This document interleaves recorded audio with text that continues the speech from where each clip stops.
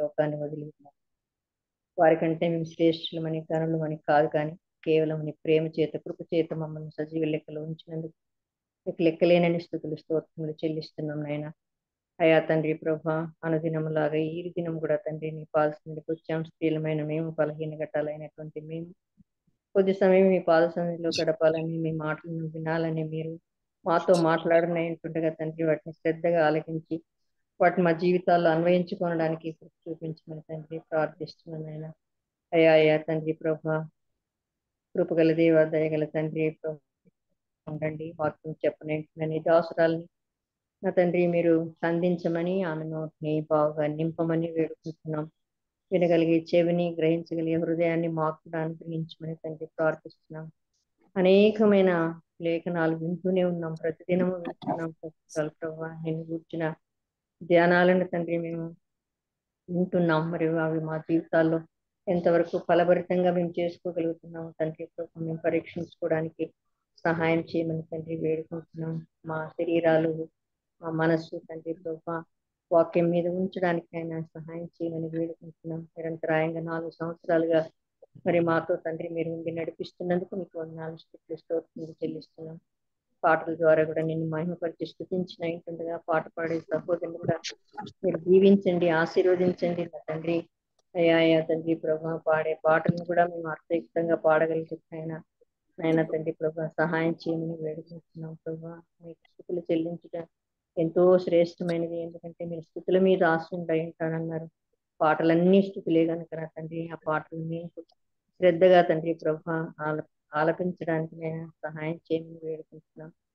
ఆయన ప్రతి ఒక్కరికి వారి వారి పని కొలది మీరు బహుమానాలు ఇచ్చే దేవుడు కనుక ఈ దినమున తండ్రి ప్రభా ఆయన చేరి వచ్చి నీ వాక్యాన్ని వింటున్న వారు, వారి సమయాన్ని మీ కొరకు కేటాయించిన వారిని దీవించండి.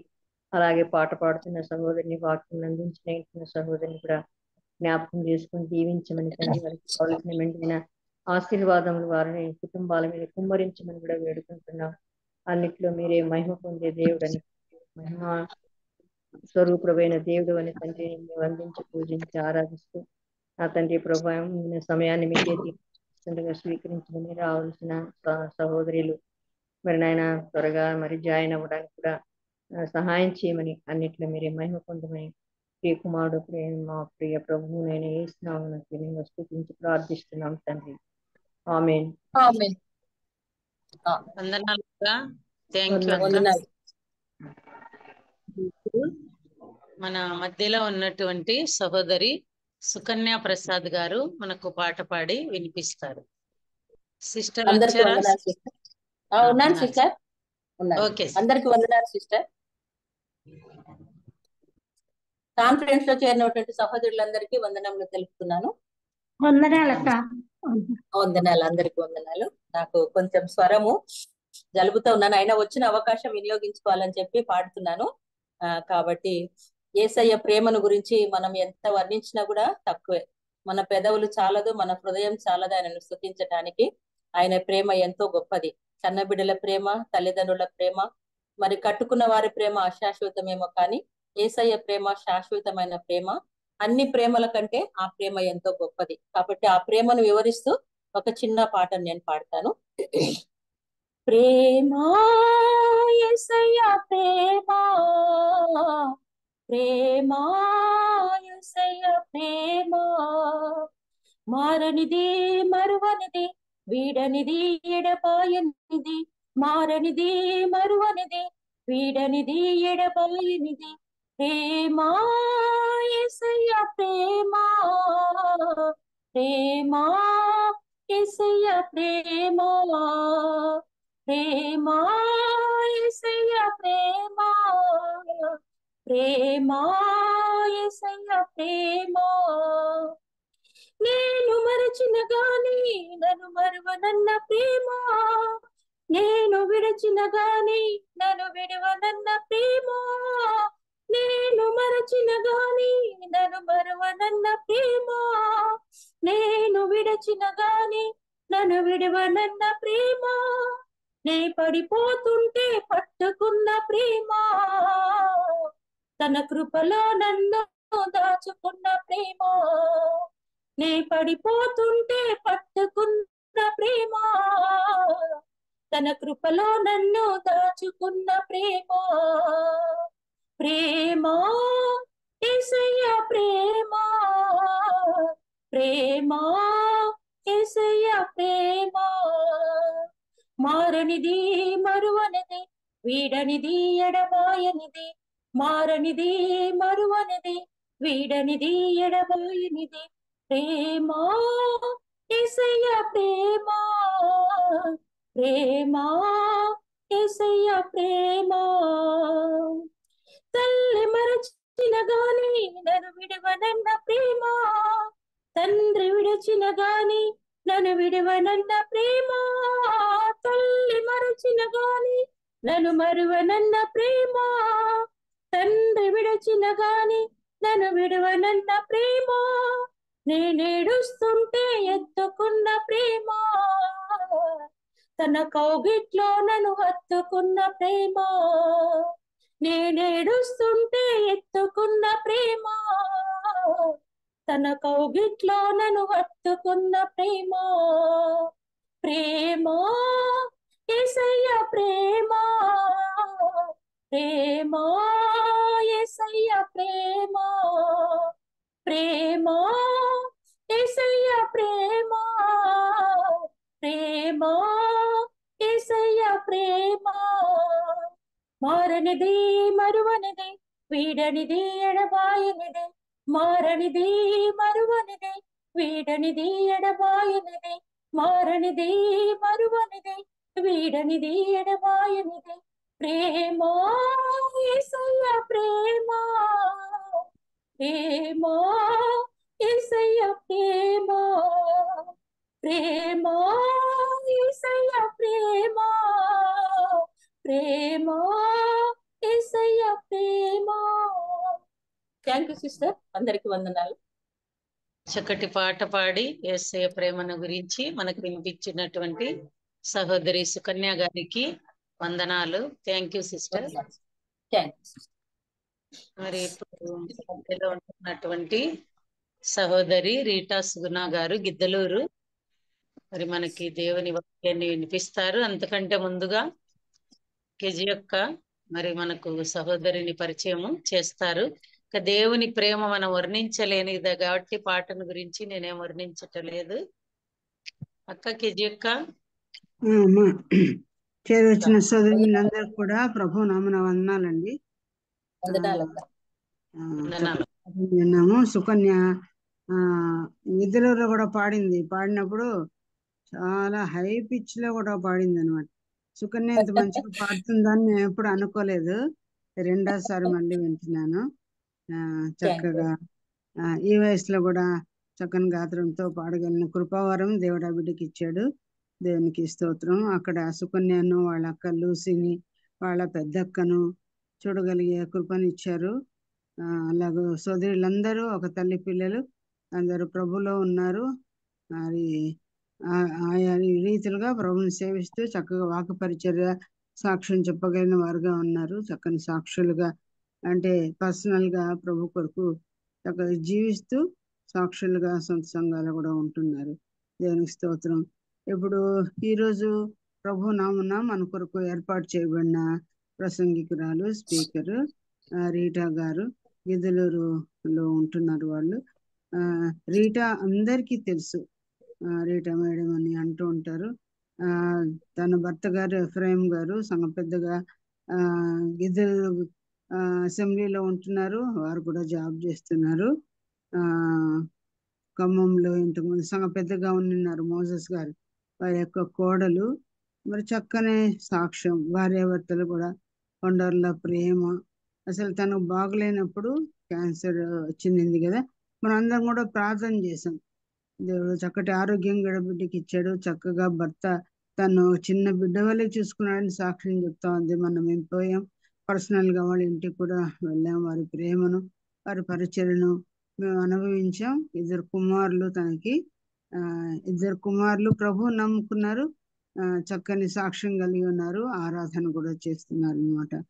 అలాగూ సోదరిని మేము పర్సనల్ గా చూడగలిగాము.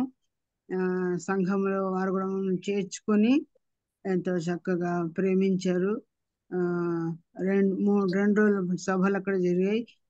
ఓబులాపురం కూడా సోదరి రీటా గారు కూడా వచ్చారు. అక్కడ స్త్రీల మధ్య చక్కగా అనేకులకు మంచి అవకాశం ఇస్తూ ఉదయకాలపు ప్రార్థనలు, తెల్లవారుజాము ప్రార్థనలు జూమ్లో చేస్తారు. ఆ తర్వాత జాబ్ చూసుకుంటారు. ఆ తర్వాత ఆ, ఈవినింగ్ కూడా అక్కడక్కడికి వెళ్ళి అనేక మందిని పల్లెల్లో ఉన్న వారిని కూడా ఎంకరేజ్ చేస్తూ చక్కగా సంఘంలో మాదిరికరంగా ఉంటున్నారు. జాబ్స్ కలిగి ఉండి దేవుని సేవ చేస్తూ చురుగ్గా పాల్గొంటున్నారు. ఆ సోదరి ఇంతకుముందే మనకు సాక్ష్యము చెప్పారు. తను బాగైన తర్వాత కూడా మళ్ళీ దేవునిలో ఎట్లాగా దేవుడు తన కృప చూపించారు అది కూడా చెప్పారు.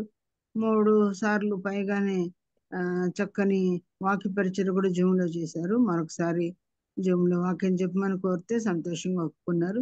సోదరి రీటాకు ఈ సమయాన్ని అప్పగిస్తున్నాం. వందనాలు రీటా. వందనాలక్క. Thank you so much.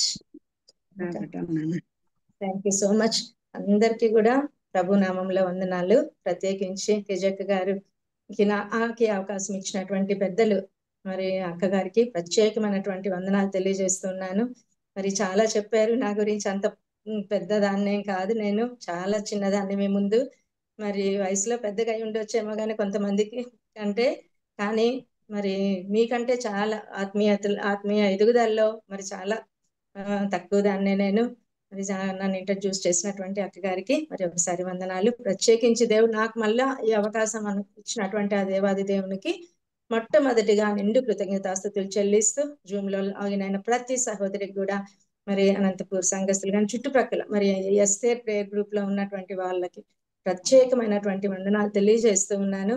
మరి వాక్య ధ్యానంలోకి వెళ్దాము. మరి నా దేవుడు నాకు ఇచ్చినటువంటి ప్రేరణను బట్టి ఏం ప్రభు సన్నిధిలో అడిగినప్పుడు నాకు ఒక తలంపు ఇచ్చాడు దేవుడు. మరి ఆ తలంపును మీ ముందు పెట్టాలని మరి ప్రభు యొక్క సహాయం అడుగుతూ మరి మనం ఈ రోజు వాక్య ధ్యానం కొరకై నాకు ఇచ్చినటువంటి ఆ తలంపు ఏంటి అంటే మరి గుర్తుపట్టుట అనేటువంటి అంశాన్ని ఎందుకో చెప్పాలనే ఆలోచన వచ్చింది నాకు. ప్రభు సన్నిధిలో నేను ప్రార్థించినప్పుడు నాకు ఈ తలంపు నాకు ప్రభు ఇచ్చాడు.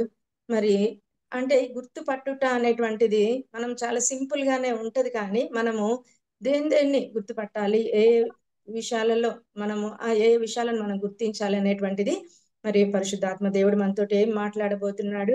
మనము వాక్య ధ్యానంలోకి వెళ్దాము.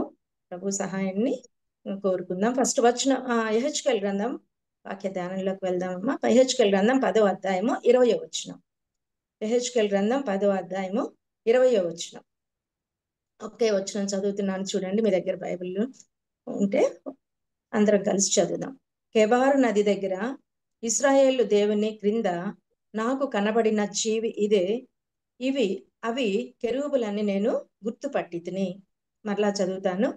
యెహెజ్కేలు గ్రంథం 10వ అధ్యాయం 20వ వచనం. కెబారు నది దగ్గర ఇశ్రాయేలు దేవుని క్రింద నాకు కనబడిన జీవి ఇదే, అవి కెరూబులని నేను గుర్తుపట్టితిని. చిన్న మాట ప్రార్థన చేసుకొని వాక్య ధ్యానంలోకి వెళ్దాం. ప్రేమ నమ్మకం గల మా ప్రియ పరలోకపు తండ్రి, జీవం గల నాయన, జీవాధిపతి, మా స్థుతులకు కారణపుత్రుడు మా నాయన, మహాగణుడా, మహోన్నతుడా, మహిమాన్వితుడా, మీ బంగారు పాదములకు లెక్కలేనన్ని స్తుతి స్తోత్రాలు చెల్లిస్తున్నాం ప్రభా. నాయన ప్రభా, ఈ యొక్క సాయంకాల సమయంలో తండ్రి నాయన 4 గంటల సమయంలో మరలా తండ్రి మీ పాద సన్నిధిలో చేరి ఒక కుటుంబంగా ఒక చిన్న మందగా మీ పాదాలను పట్టుకునే భాగ్యాన్ని మాకు ఒక్కొక్కరికి అనుగ్రహించిన దివ్యమైన తరుణాన్ని బట్టి, సమయాన్ని బట్టి, దినాన్ని బట్టి మీ బంగారు పాదములకు లెక్కలేనన్ని స్తుతి స్తోత్రాలు చెల్లిస్తున్నాం ప్రభా. ప్రత్యేకించి ప్రభా మరి వాక్య ధ్యానంలోకి వెళ్తున్నాం ప్రభా. మరి నాకు ఇచ్చినటువంటి అవకాశాన్ని బట్టి మీకు స్తుతి స్తోత్రాలు చెల్లిస్తున్నాం తండ్రి. మరి ఎస్ఏ ప్రేయర్ వారియర్స్ ఆ గ్రూప్ ని ప్రత్యేకించి జ్ఞాపకం చేసుకోండి. ప్రత్యేకించి పెద్దలు తేజక్క గారిని జ్ఞాపకం చేసుకోండి. అక్కకు మంచి మనసు ఇచ్చి ప్రభా మరి వాక్యం చెప్పడానికి మరి ప్రేరేపణ కలిగించి ప్రభా మరి నాకు ఫోన్ చేసి అడిగినప్పుడు నేను ప్రభా మరి వచ్చిన అవకాశాన్ని నేను పోగొట్టుకోనకుండా ప్రభా వెంటనే చెప్తాను అక్క అని చెప్పినప్పుడు ప్రభా మరి ప్రభా నాకు పరిశుద్ధాత్మ దేవుని సహాయంతో ప్రభా మరి నాయన ప్రభా ఏం మాట్లాడాలి అని ప్రభా నేను అడిగినప్పుడు ప్రభా మీరు నాకు ఇచ్చినటువంటి తలంపును బట్టి మీకు స్తుతి స్తోత్రాలు చెల్లిస్తున్నా. నేను మాట్లాడితే ప్రయోజనం లేదు ప్రభా, నన్ను మీ సిలువ చాటున మరుగుపరిచి ప్రభా నాయన మరి నా నోటిని మీ వాక్యం నాయన ప్రభా మరి నువ్వు నోరు తెరువుము, నేను నింపుతానని చెప్పావు ప్రభా వాక్యం ద్వారా. నా వాక్యంతో ప్రభా నేను మాట్లాడితే ప్రయోజనం లేదు, నన్ను మీ సిలువ చాటును మరుగుపరచండి ప్రభా. మా జీవితాలకి ఏ వాక్యం అయితే అవసరమో, మా బ్రతికి ఏ వాక్యం అయితే అవసరమో, మా హృదయానికి ఏ వాక్యం అయితే అవసరమో నానా మీరు విరిచి వడ్డించమని ప్రార్థిస్తున్నాం తండ్రి. సహాయం కోసం వేడుకుంటున్నాం నాయన. అలాగనైనా ప్రతి సహోదరిని ఆ కుటుంబాలన్నింటినీ మీ హస్తాలకు అప్పచెప్పుకుంటూ, ముందున్న సమయాన్ని మీ హస్తాలకు అప్పచెప్పుకుంటూ, ఎటువంటి టెక్నికల్ ఇష్యూస్ లేకుండా ప్రభా నాయన ప్రతి మొబైల్ ని మీ కంట్రోల్లోకి తీసుకోమని నాయన నా ఇచ్చిన ప్రార్థన దయతో ఆలకించి మళ్ళీ చెవియొగ్గమని నా ప్రభును ప్రియరక్షకుడైన యేసుక్రీస్తు అతి పరిశుద్ధ దివ్య నామములో వినయముగా వేడుకొని ప్రార్థిస్తున్నాం తండ్రి. ఆమేన్. వాక్య ధ్యానంలోకి వెళ్దాం. ఇప్పుడు చదివినటువంటి లేఖన భాగము యెహెజ్కేలు గ్రంథం 10వ అధ్యాయము 20వ వచనము. కెబారు నది దగ్గర ఇశ్రాయేలు దేవుని క్రింద నాకు కనబడిన జీవి ఇదే, అవి కెరూబులని నేను గుర్తుపట్టితిని. మరి ఇక్కడ మనం ఈ చదివినటువంటి లేఖన భాగంలో ఒక ప్రాముఖ్యమైనటువంటి పదం మనం చూస్తా ఉన్నాం. ఒక ఇంపార్టెంట్ వర్డ్, గుర్తుపట్టితిని. మరి ఇక్కడ మనము మన జీవితంలో కూడా ఎన్నో అంశాలు మనము మరి గుర్తుకు తెచ్చుకుంటాము, కొన్ని విషయాలు మరి మర్చిపోతూ ఉంటాం కదా. మనం ఎవరికైనా డబ్బులు ఇవ్వాలన్నా, లేకపోతే మరి ఇంకా ఏదన్నా కానీ మనం ఏదైనా వస్తువు ఇవ్వాలన్నా గుర్తు పెట్టుకొని మరీ వాళ్ళకి హ్యాండ్ ఓవర్ చేస్తూ ఉంటాం కదా. వాళ్ళకి ఇచ్చే వరకు మనకు మనసాక్షి ఒప్పుకోదు. వాళ్ళకి ఇచ్చే వరకు ఇవ్వాలి అనేటువంటిది మనకి ఆ యొక్క తలంపు అనేటువంటిది ఉంటది. కాబట్టి మన జీవితంలో మరి ఒక సైకాలజీ రిలేటెడ్ గా, నా సబ్జెక్ట్ సైకాలజీ చెప్తాను నేను. మరి ఒక చిన్న చాప్టర్ కూడా ఉంది, మెమరీ అండ్ ఫర్గెటింగ్, అంటే స్మృతి విస్మృతి. మరి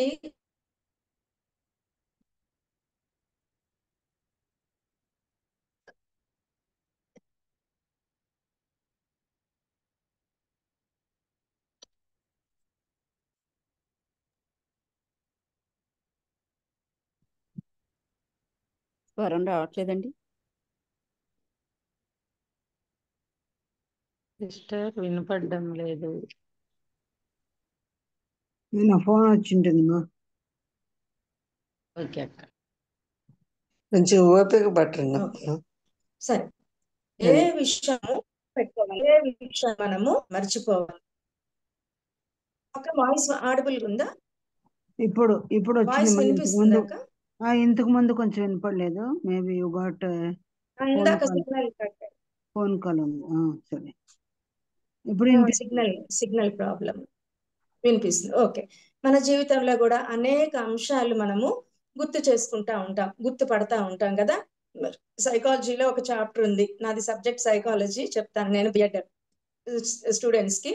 మెమరీ అండ్ ఫర్గెటింగ్ అని. మెమరీ అంటే మరి స్మృతి, ఫర్గెటింగ్ అంటే విస్మృతి కదా. మరి ఏ విషయాలు మనం గుర్తు పెట్టుకోవాలి, ఏ విషయాలు మర్చిపోవాలి అనేటువంటిది మనకు చాలా వరకు మనకు తెలిసినటువంటి విషయాలు. అవసరమైన విషయాలు మనం గుర్తు పెట్టుకుంటాం, అనవసరమైనటువంటి విషయాలు మర్చిపోతూ ఉంటాం.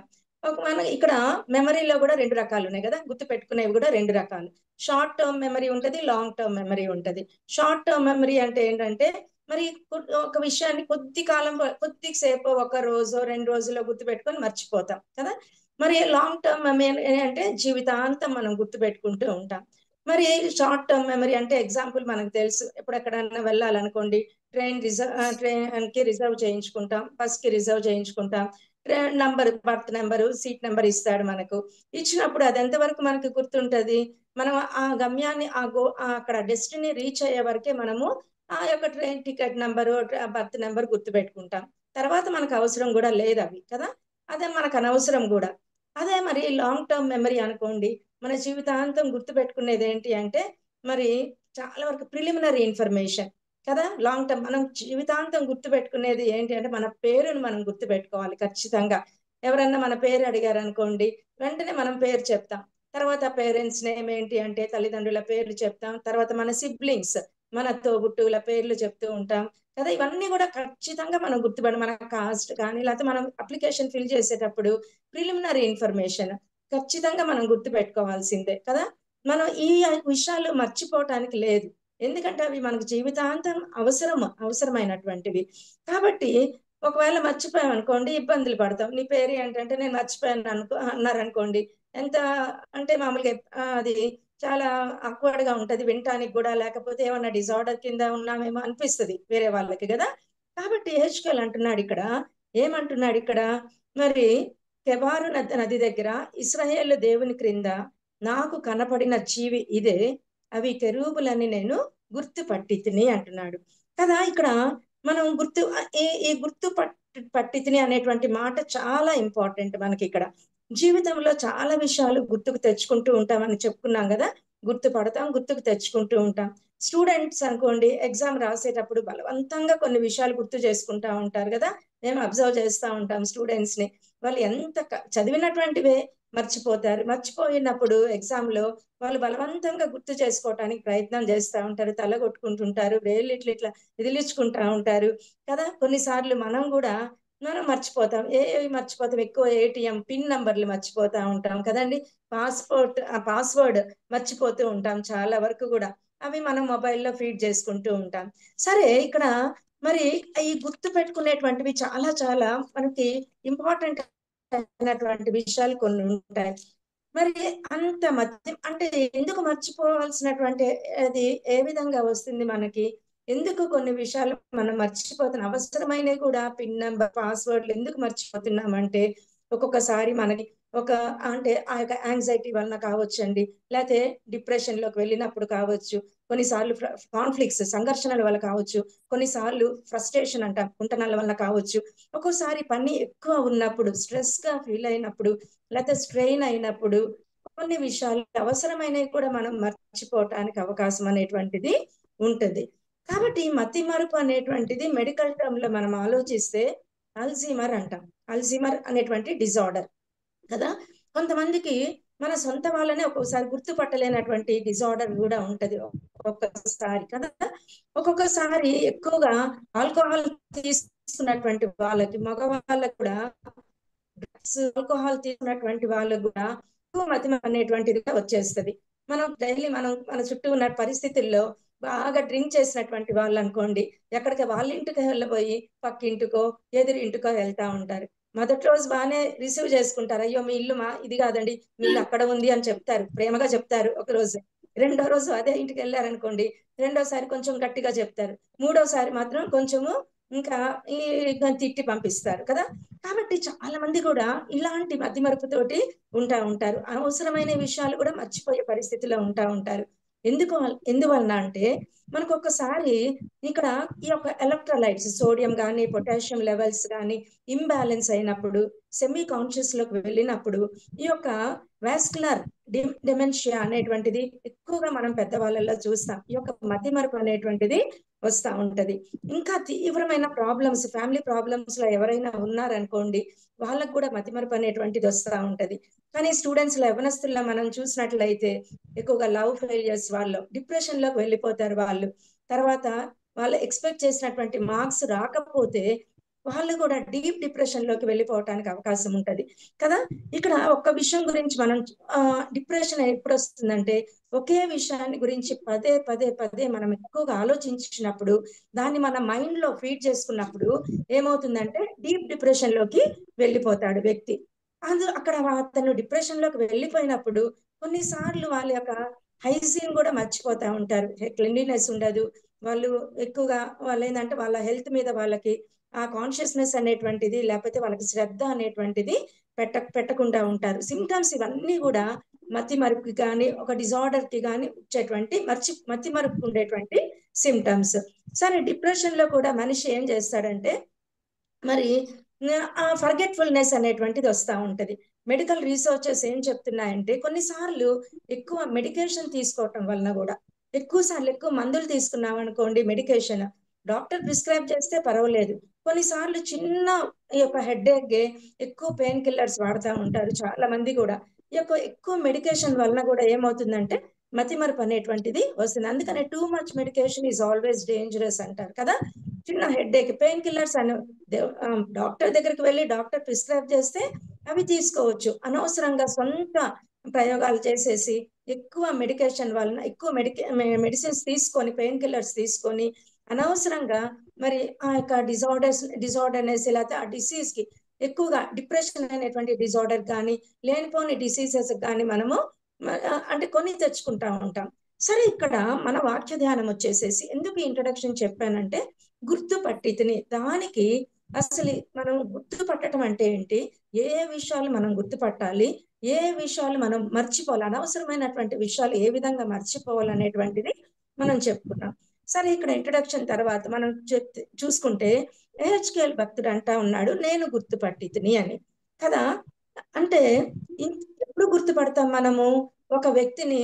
మరి 100 మందిలో కానీ, అదేంటి 10,000 మందిలో కానీ ఒక వ్యక్తిని ఇంతకు ముందు చూస్తే ఆ వ్యక్తి ఎంత మందిలో అయినా కూడా మనము గుర్తుపట్టడానికి అవకాశం ఉంది కదా.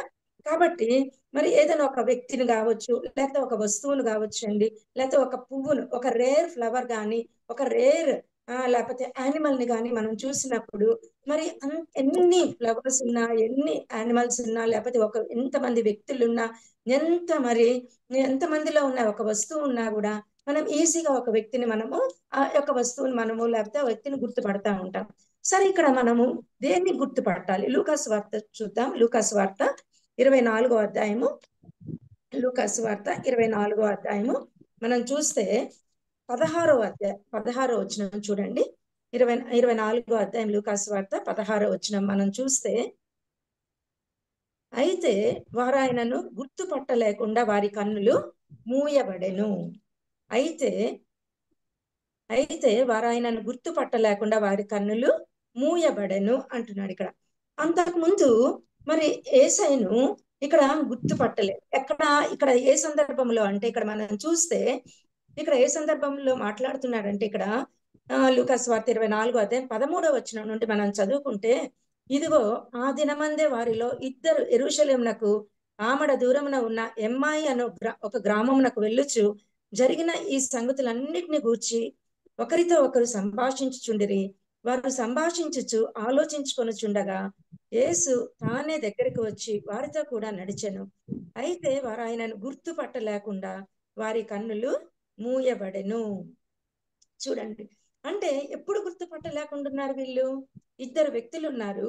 ఆ ఇద్దరు యెరూషలేమునకు ఆమడ దూరమున ఉన్న ఎమ్మాయి అనే గ్రామమునకు వెళ్తూ ఉన్నారు. ఇక్కడ మనం చూస్తే ఇద్దరు వ్యక్తులు ఎమ్మాయి అనే గ్రామానికి వెళ్తా ఉన్నారు. ఎక్కడి నుండి వెళ్తున్నారంటే, వాళ్ళు యెరూషలేం నుండి వెళ్తా ఉన్నారు. పైన చదువుకుంటే మనకు అర్థమవుతుంది. యెరూషలేం నుండి వెళ్తా ఉన్నారు.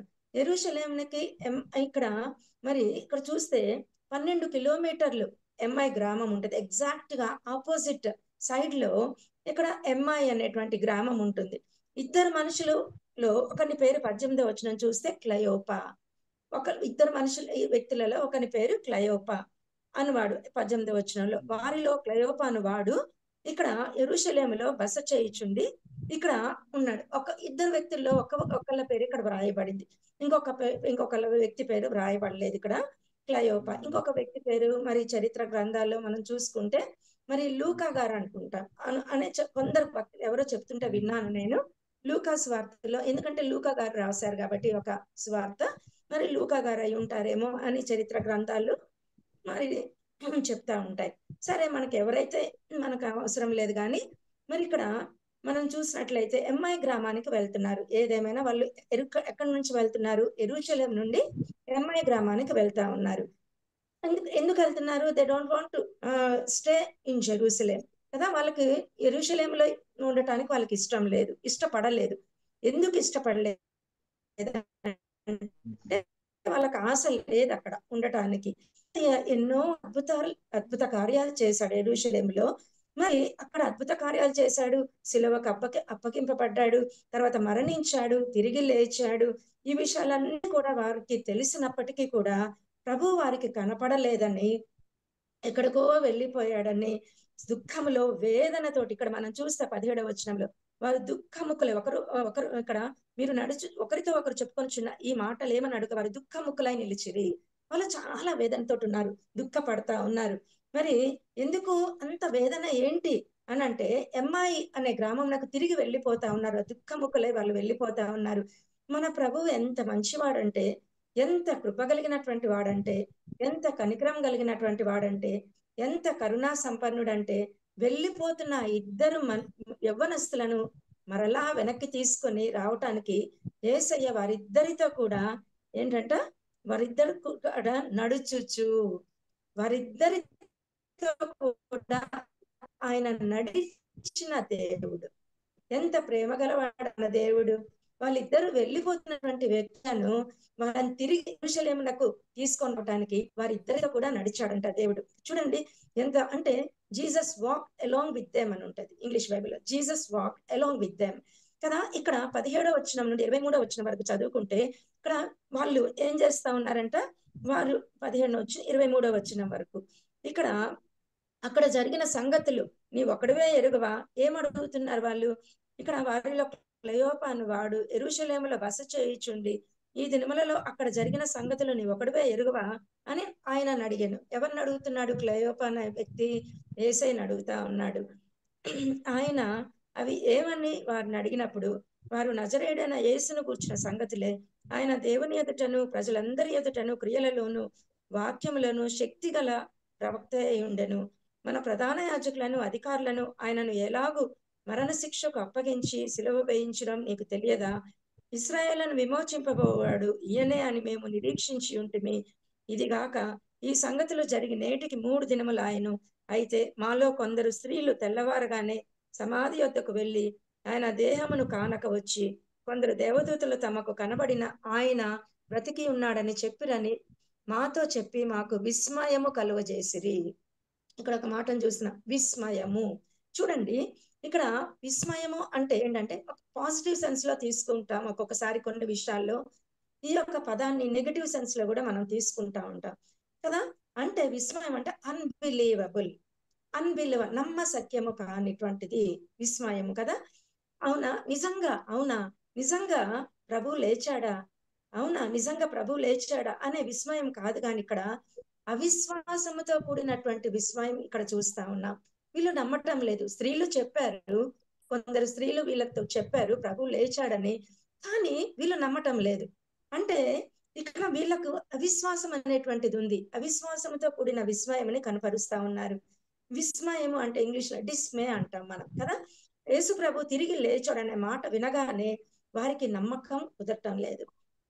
అనుమానంతో కూడిన ఆశ్చర్యంలో వారిద్దరు ఉంటా ఉన్నారు. అనుమానంతో కూడిన ఆశ్చర్యంతో వాళ్ళిద్దరు ఉన్నారు. అప్పుడు యేసయ్య ఏమన్నారంటే చూడండి ఎంత చక్కగా యేసయ్య అప్పుడు అందుకు ఆయన అంటే యేసయ్య అవివేకులారా, ప్రవక్తలు చెప్పిన మాటలన్నిటినీ నమ్మని మందమతులారా. 2 టైటిల్స్ ఇచ్చాడు ఇక్కడ యేసయ్య. ఎవరికి? ఇద్దరు వ్యక్తులు కదా, ఇద్దరికి చెరొక టైటిల్ ఇచ్చాడు, చెరొక బిరుదు ఇచ్చాడు. ఏంటంటే మరి అవివేకులారా, ప్రవక్తలు చెప్పిన మాటలన్నిటినీ నమ్మని మందమతులారా. చూడండి మరి అవివేకులారా అంటే ఫూలిష్ కదండి, ఫూలిష్నెస్ అంటామా అక్కడ. మందమతులు అంటే స్లో ఆఫ్ హార్ట్, అంటే వాళ్ళు నిదానంగా ఏదైనా ఒక విషయాన్ని చాలా నిదానంగా మరి ఆలస్యంగా నమ్ముతారనమాట. ఇద్దరికి చెరొక టైటిల్స్ ఇచ్చారు. మరి నమ్మటానికి వారికి చాలా సమయం కావాలి. ఎవరికి? మందమతులకి.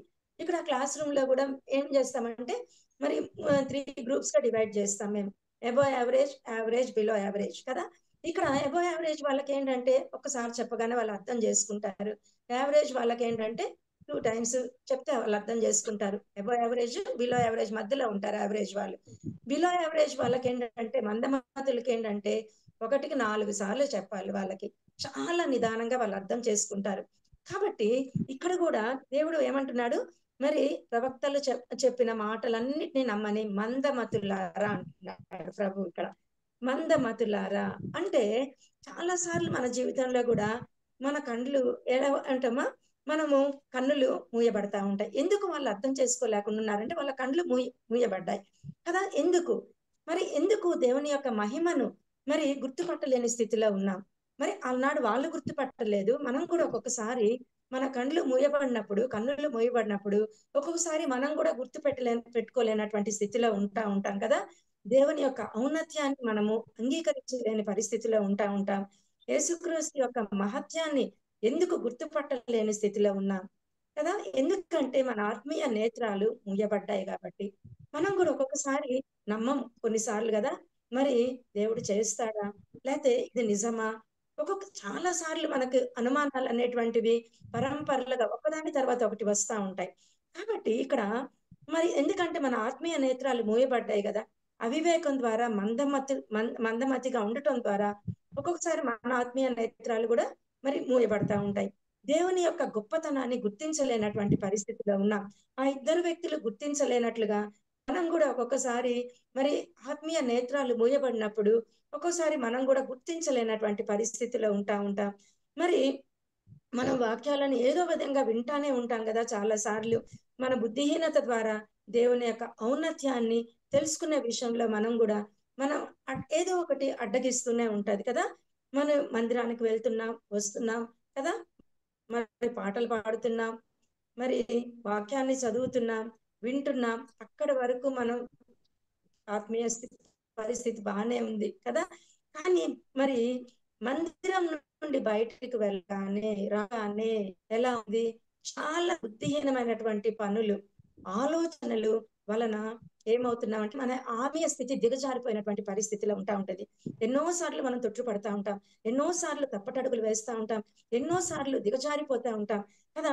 మరి అందుకనే మన దేవుడు ఈరోజు నిన్ను నన్ను ఒక ప్రశ్న వేస్తా ఉన్నాడు. Do we recognise God who is walking with us కదా. మనం గుర్తించే పరిస్థితిలో ఉన్నామా? దేవుడు వారితో కూడా ఇద్దరు వ్యక్తులతో నడుస్తా ఉన్నాడు. ఈ రోజు మనతో నడుస్తున్నాడు దేవుడు. మనం గుర్తిస్తున్నామా దేవాది దేవుణ్ణి, ఆ ప్రభువుని గుర్తించే పరిస్థితిలో ఉన్నామా? లేకపోతే మన కన్నులు మూయబడ్డాయా? మనం పరిశీలన చేసుకోవాలి కదా. కాబట్టి ఈ రోజు దేవుడు మనల్ని ప్రశ్నిస్తా ఉన్నాడు. మనతో నడుస్తున్నటువంటి దేవుడు, మరి మరణించి తిరిగి లేచినటువంటి దేవుడు, మృత్యుంజయుడై మరి మన జీవితంలో అద్భుతాలు చేయాలని ఆశిస్తున్నటువంటి ఆ దేవాది దేవుణ్ణి మనము గుర్తుపడుతున్నామా? లేకపోతే మర్చిపోయే పరిస్థితిలో ఉన్నామా? పరిశీలన చేసుకుందాం. బైబిల్లో వ్రాయబడి ఉంది కదా ఒక మాట. మరి కీర్తనలు 14వ కీర్తన మొదటి వచనంలో మనం చూస్తే, దేవుడు లేడని బుద్ధిహీనులు తమ హృదయంలో అనుకొందురు అని బైబిల్ చాలా స్పష్టంగా వ్రాయబడింది. మనమైతే దేవుని నమ్మినటువంటి బిడ్డలమే, యేసే రక్తంలో కడగబడినటువంటి వాళ్ళమే. కానీ బైబిల్లో మరి ఎందుకు మరి అక్కడ 14వ వచనంలో దేవుడు లేడని బుద్ధిహీనులు తమ హృదయంలో అనుకుంటారంట కదా. ఎవరు అనుకుంటారు? బుద్ధిహీనులు అనుకుంటారు కదా. ఇక్కడ మరి మనం చూస్తే ఒక ఇటాలియన్ మ్యాథమెటిషియన్ అంటాడు, ఫెబోనిసి అనేటువంటి మ్యాథమెటిషియన్ ఏమంటాడంటే, మరి 4 రకాల వ్యక్తులు ఉంటారు కదా. మరి 4 రకాల వ్యక్తుల్లో ఎవరు అంటే, మరి థీస్ట్ అనేటువంటి అతను, అంటే దేవుడు ఉన్నాడు అని నమ్మినటువంటి వాళ్ళు, దేవుడు ఉన్నాడు అని నమ్మినటువంటి వాళ్ళు. ఎథిస్ట్ ఎవరంటే దేవుడు లేడు అని అనేటువంటి వాళ్ళు బుద్ధిహీనులు. తర్వాత రేషనలిస్ట్ ఎవరంటే రీజనింగ్ కదా, ప్రతి దానికి మరి రీజనింగ్ ప్రూఫ్లు కావాలంటారు, హేతువాదులు అంటాం. తర్వాత అగ్నోస్టిక్ ఆగ్నేయవాదులు ఎవరంటే దేవుడు ఉన్నాడో లేదో మాకు తెలియదు అనేటువంటి వాళ్ళు. కాబట్టి రోమపత్రిక మరి 1వ అధ్యాయం 19వ వచనం నుండి 23వ వచనంలో మనం చూస్తే ఒక మాట చదువుకుందాం. అక్కడ రోమపత్రిక 19వ అధ్యాయము 1వ అధ్యాయము 19వ వచనం నుండి 1వ అధ్యాయము 19వ వచనం నుండి 23వ వచనం వరకు మనం చదువుకుంటే అక్కడ మనం చూస్తాం ఏమన్నా 19వ వచనం, ఎందుకనగా దేవుని గూర్చి తెలియసత్యమైనదేదో అది వారి మధ్య విశదమై ఉన్నది, దేవుడు అది వారికి విశదపరచెను. ఆయన అదృశ్య లక్షణములు అనగా ఆయన నిత్య శక్తియు దేవత్వమును జగత్తుత్పత్తి మొదలుకొని సృష్టింపబడిన వస్తువులను ఆలోచించటం వలన తేటబడుచున్నవి గనుక వారు నిరస్తులై ఉన్నారు. మరియు వారు దేవుని ఎరిగియు ఆయనను దేవునిగా మహిమపరచలేదు. కృతజ్ఞతాస్తుతులు చెల్లింపను లేదు గాని తమ వాదముల యందు వ్యర్థులైరి. వారి అవివేక హృదయము అంధకారమయమాయను, తాము జ్ఞానులమని చెప్పుకొనుచు బుద్ధిహీనులైరి. వారు అక్షయుడకు దేవుని మహిమను క్షయమగు మనుషుల యొక్కయు పక్షుల యొక్కయు చతుష్పాద జంతువుల యొక్కయు పురుగుల యొక్కయు ప్రతిమా స్వరూపముగా మార్చిరి. ఎంత స్పష్టంగా చెప్తున్నారు చూడండి. ఇక్కడ దేవుడు లేడని ఎవరు అనుకుంటారంట? వాళ్ళకు జ్ఞానము, సొంత జ్ఞానాన్ని, దేవుడు లేకపోతే ఈ సృష్టి ఎక్కడి నుండి వచ్చింది మరి అనుకుంటారు కదా.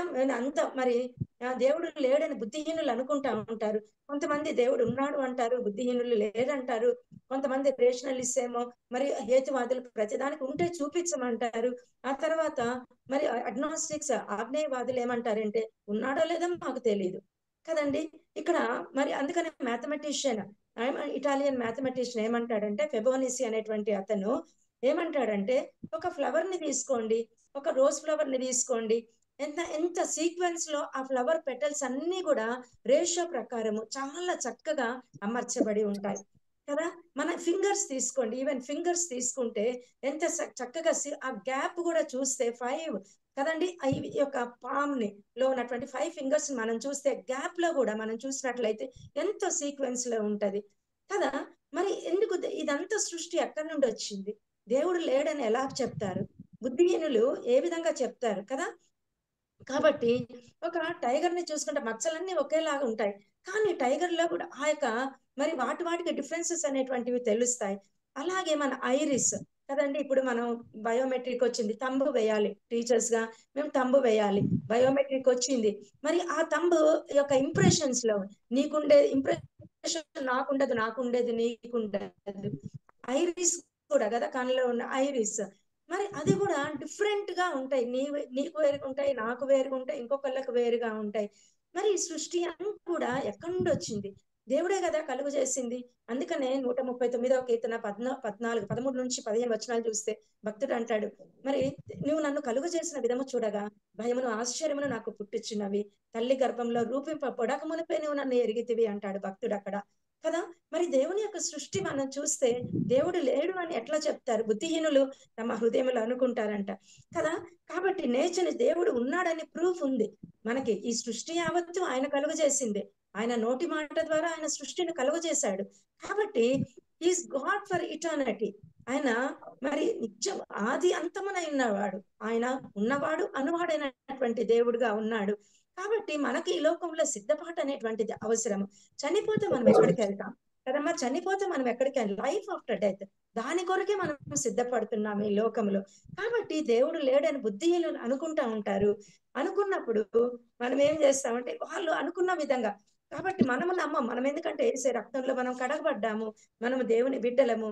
కాబట్టి ఈ రోజుల్లో చాలా మంది అంటే బుద్ధిహీనులు దేవుడు లేడని మరి చెప్పటంలో అతిశయిస్తూ ఉన్నారు.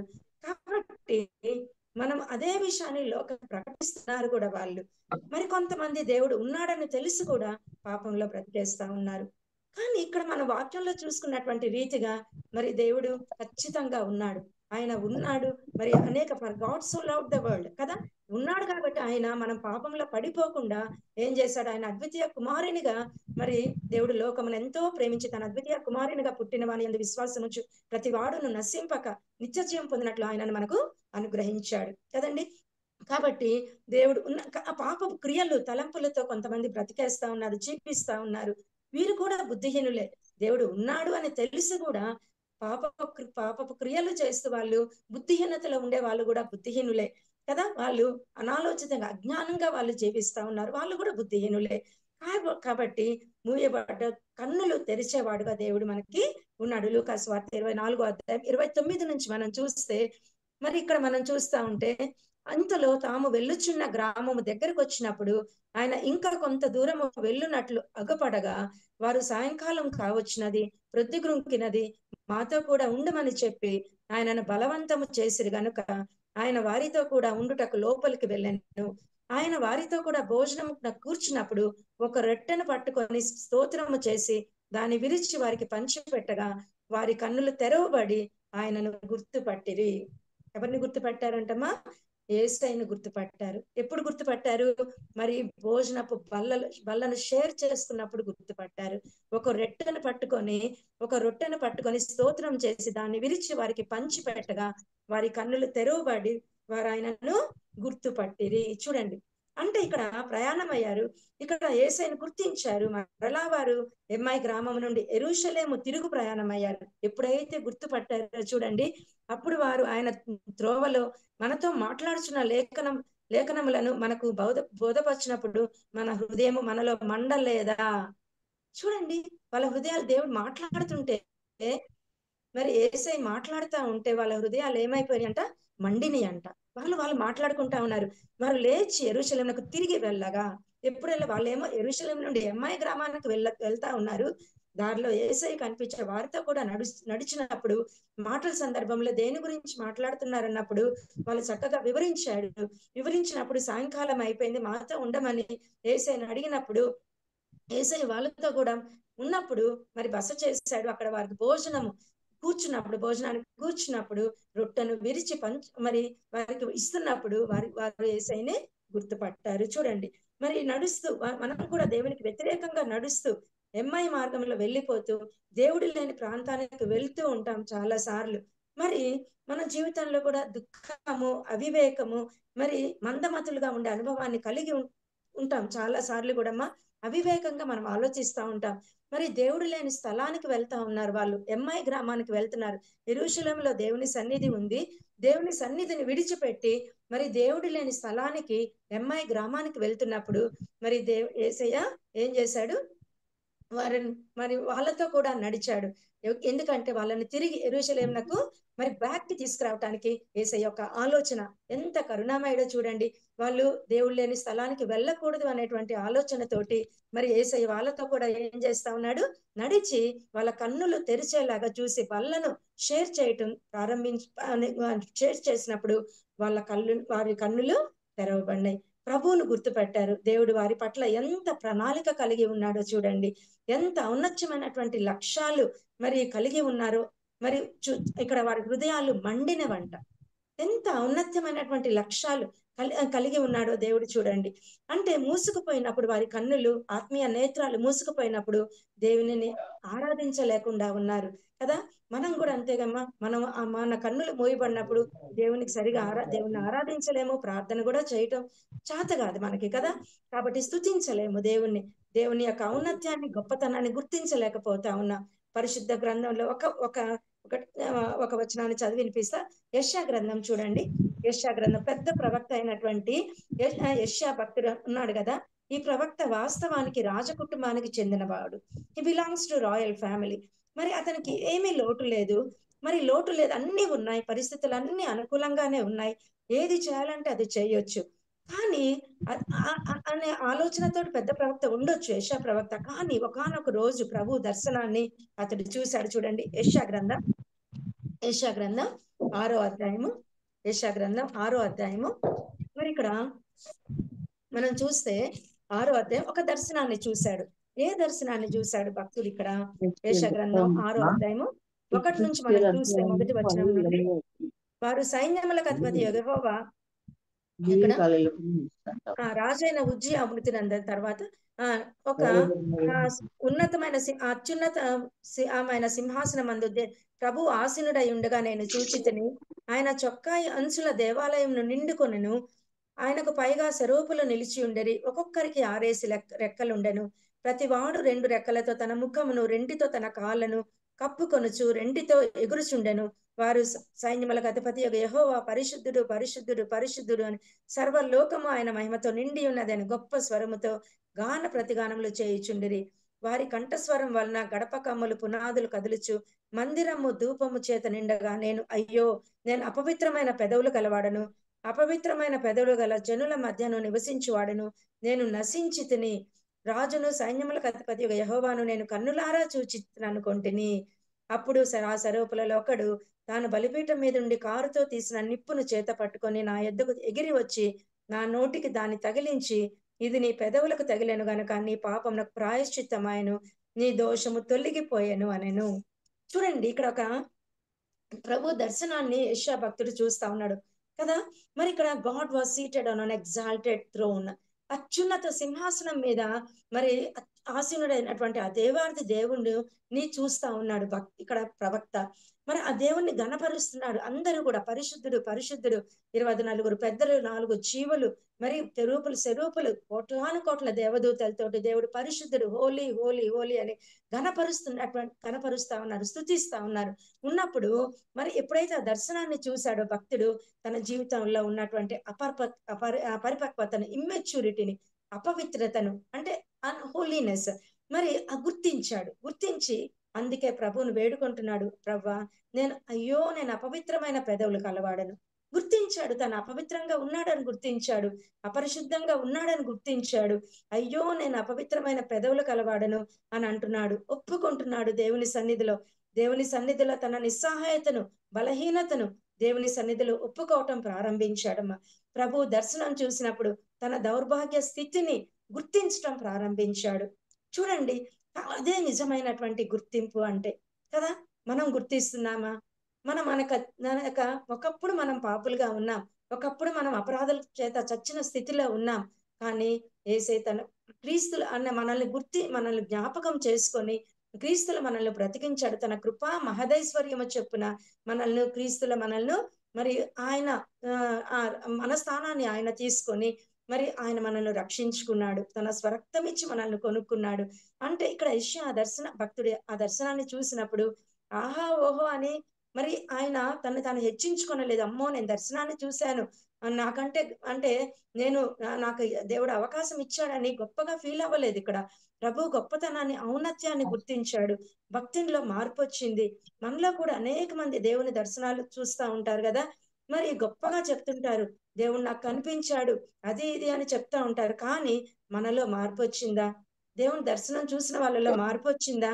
మార్పు రావాలి కదా. ఎప్పుడైతే అగ్నితో పెదవులు కాల్చబడ్డాయో భక్తుడు అప్పటి నుండి ప్రవచనాలు చెప్పటం మొదలు పెట్టాడు. చూడండి, మరి అప్పటి నుండి యెషయాను పరిపూర్ణంగా దేవుడు మరి బలంగా వాడుకోవటం, దేవుని పని నిమిత్తమై పరిపూర్ణంగా వాడుకున్నాడు.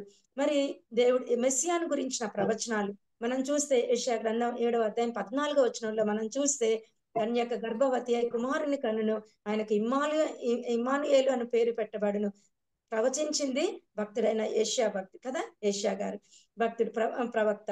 తర్వాత 9వ అధ్యాయం 6వ వచనంలో చూస్తే దేవుని యొక్క మరి గుణగల ఆయన ఆశ్చర్యకరుడు, మరి అద్భుతకరుడు, ఆలోచనకర్త, బలవంతుడు, నిత్యుడు, సమాధానకర్త అని ప్రవచించింది యెషయా భక్తుడు. తర్వాత మరి 53వ అధ్యాయంలో మనం చూస్తే శిలువ మరణాన్ని గురించి, పునరుద్ధానముల గురించిన ప్రవచనం కదా, ప్రభువుని గురించి రాయబడింది మరి యెషయా భక్తుడు. గొప్ప గొప్ప ప్రవచనాలు యెషయా నోటి ద్వారా దేవుడు పలికించాడమ్మా. ఎందుకంటే దేవుని దర్శనం చూడగానే భక్తుడు తను తాను సరి చేసుకున్నాడు, తను తాను సిద్ధపరచుకున్నాడు, తను తాను తగ్గించుకున్నాడు. ఆ ఇద్దరు మనుషులు యెరూషలేమునకు తిరిగి వచ్చారు. ఎక్కడి నుంచి వచ్చారు ఆ ఇద్దరు మనుషులు?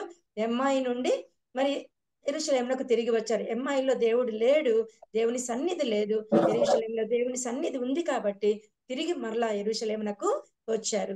మరి దేవుని సన్నిధి ఉంది యెరూషలేములో, సమాధానం ఉంది. శిష్యులతో కలిసి సహవాసం చేస్తూ ప్రభువును ఆరాధించటము మొదలు పెట్టారు. మనం ఎవరితో సహవాసం చేస్తున్నామమ్మా? లోకస్తులతో సహవాసం చేస్తున్నామా? పరిశీలన చేసుకున్నాం. భక్తుడు అన్నాడు, నేను గుర్తుపట్టి తిని అని. ఆ ఇద్దరు మనుషులు దేవుణ్ణి గుర్తుపట్టారు, వారి జీవితాలు మారిపోయాయి ప్రభువును గుర్తుపట్టిన తర్వాత. ఇది మొదటి అంశం కింద మనం చెప్పుకున్నాం. ఇంకొక అంశం రెండవదిగా మత్తయి సువార్త చూడండి. మత్తయి సువార్త